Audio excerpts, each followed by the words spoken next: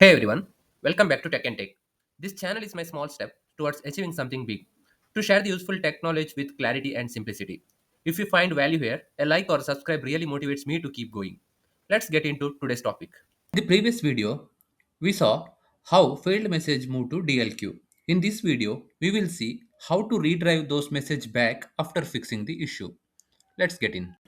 Redrive is the process of sending failed message from DLQ into main SQS. Here we can see in this diagram, initially SQS sending the messages into Lambda, but Lambda failed to process it. Eventually, that failed messages are getting into the DLQ. And in DLQ, we have a option that is called set redrive policy. With that, we can send our failed messages directly into the SQS. Okay. Assume you are working in some production issue where messages are sending through SQS to the Lambda, and clients reported that your application failed to process the message which I sent.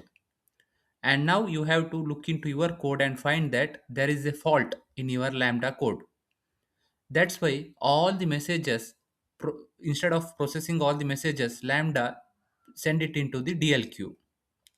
Now you have to fix your Lambda code first, and then only you can redrive all the messages in the DLQ into your main SQS.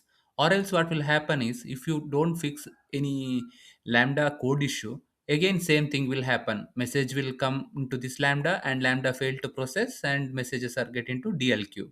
So first we need to fix the Lambda code, then we have options to redrive to our main queue, then our application works fine. So this is how DLQ redrive policy works.